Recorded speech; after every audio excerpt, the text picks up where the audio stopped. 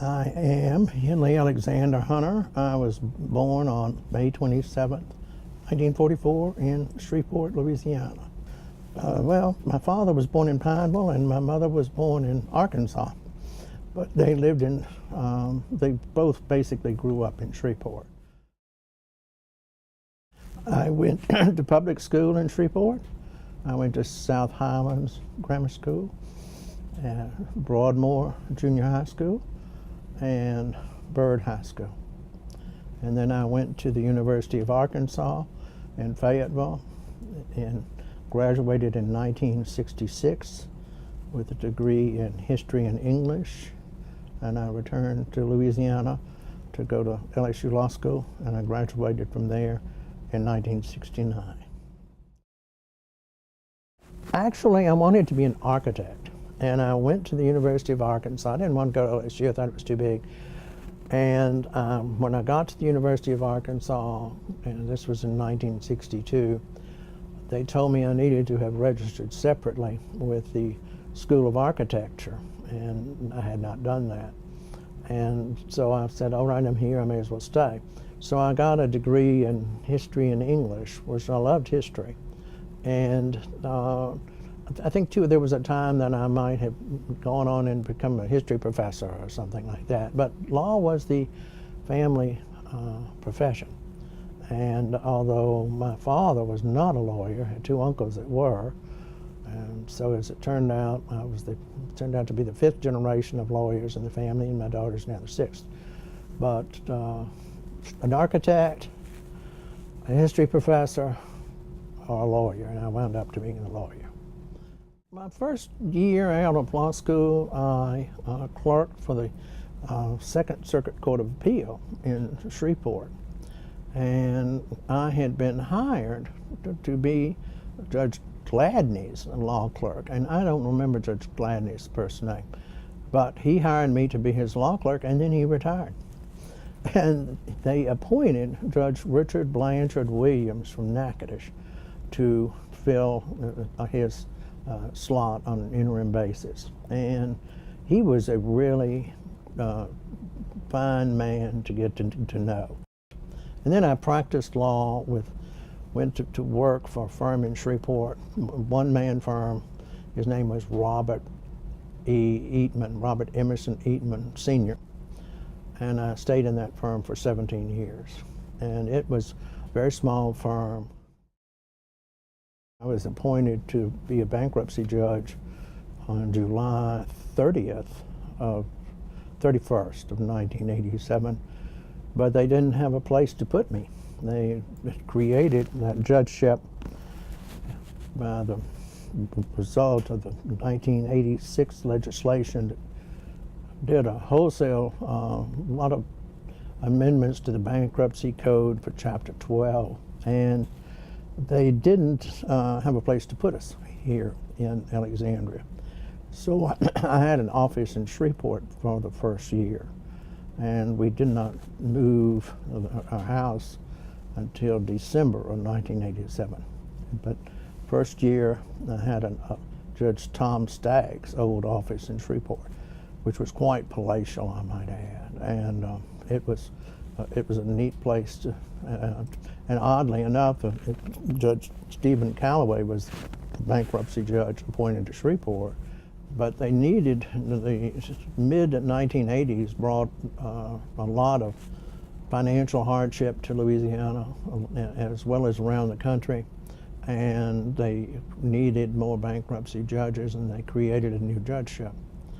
And so, although I had applied for Judge Calloway's position in Shreveport, I did not get it. But the next year, I went through another interview process with the same panel. The panel that interviewed me both times was Judge Henry Politz, who was on the Fifth Circuit at the time. He later became the Chief Judge of the Fifth Circuit. Judge Earl Veron from Lake Charles, district judge, federal district judge, and a lawyer from Lake Charles named Spike Schofield. And they had the same panel both times. And that was interesting, because I wondered what I did wrong the first time. I do remember one story. Judge Callaway had had people write letters to the panel to recommend him for the position. And I had had only one letter written the first time around. And at my next interview, Judge Veron asked me, he said, "Why am I getting all these letters about you?" And I said, well, when I went through the process the first time, I had one letter, and Judge Callaway had more letters, and he got the appointment and I didn't. And he said, well, I'll tell you what, can you just stop the damn letters? And I stopped them after that, and I got the job. But I don't know what would have happened if I hadn't gotten the letters. It certainly drew their attention to me, we'll put it, which I guess was a good thing. I got the job. My wife's name is Kathy Virginia Norris. She was born in Shreveport, but she grew up in Bossier. And we met in about 1984 on a blind date on Friday the 13th. That should have told me something, I think. But at any event, we were married on March 1st, 1986. I did. I actually started out sitting in Lake Charles, and I sat in Lake Charles from 1987 until 1992. I also sat in Judge Donald Bowe had been appointed to the bankruptcy judgeship in Opelousas, Louisiana, which had been occupied previously prior to his appointment by Judge Bernard. It was Judge Rodney Bernard. And so Judge Bowe died early, serious illness in 1991. And I went to Opelousas and sat there. I also sat in Shreveport from time to time. And then Judge Wesley Steen had retired or resigned from the bench in the Middle District of Louisiana. And I sat in Baton Rouge following his resignation. And then I also handled the incoming judge at that time, and that replaced Judge Steen, was Judge Lewis Phillips. And many bankruptcy judges have traveled around the country, have filled in different courts. I did not. I confined my sitting to Louisiana. Then after Judge Bowe's replacement, Judge Gerald Schiff, was appointed, I went to Monroe, and Judge Callaway and I continued to share Monroe from 1992 until 2015. There was a case out of Monroe where a lawyer, it was a public figure, he had been the district attorney. His law firm became involved in financing a new office building using proceeds from a bond issue. And he somehow became concerned that the law firm, he and his law partner said, in his opinion, violated the law. So and they had taken out a loan. This, in my recollection, could be partly off the actual facts, but he took the funds from the lawyer, the operating account, not the trust account, which would have been absolutely fatal, but he took it from the operating account, he paid off the loan, and without telling his law partners, and they sued him, and they got a judgment, and he could not post the appeal. So that money was gone, so he got money from his mother to cover the cost of the appeal. And instead of trying to do a suspensive appeal, and for reasons that I don't understand, he testified that he put the money in a barrel and set it on fire. And then he realized this was perhaps not a good idea. So he put deer corn on top of it to try to stop the burning. And then the whatever residue, he could not explain whatever happened to the residue. Well, no one particularly believed this story, and although he was pretty, he apparently told it enough that he made it sound semi-credible, maybe. I didn't believe it, and his creditors didn't believe it.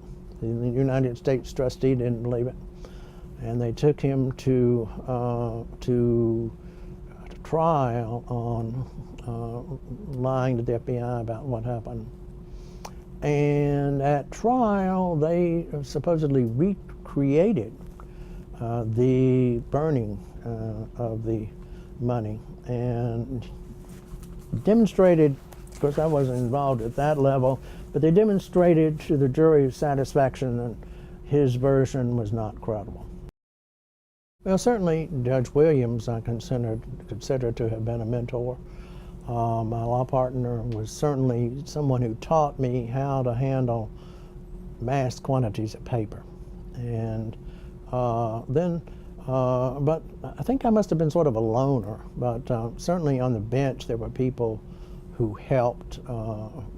When you, Judge Politz, for example, you could go visit with Judge Politz about something that was troubling you. Judge Norman Scott here in Alexandria was always very helpful, and D.G. Drell. And it was,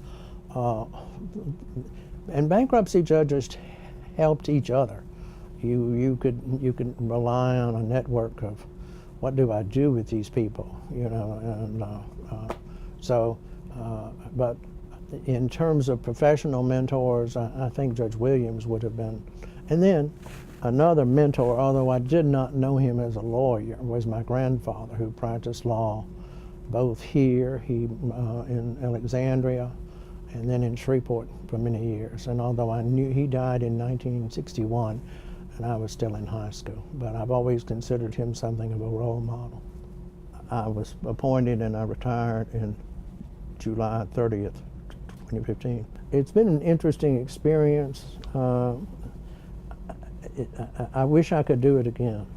I miss it terribly, but it's time for somebody else to take that job, and but I really miss it. And, some days it would be nice to have just one more day on the job. Well, I hope to be remembered as a fair judge. Everybody loses in bankruptcy court. Everybody has lost before they got there. The people who file because their plan didn't work out, and then the people who loaned them money extended them credit.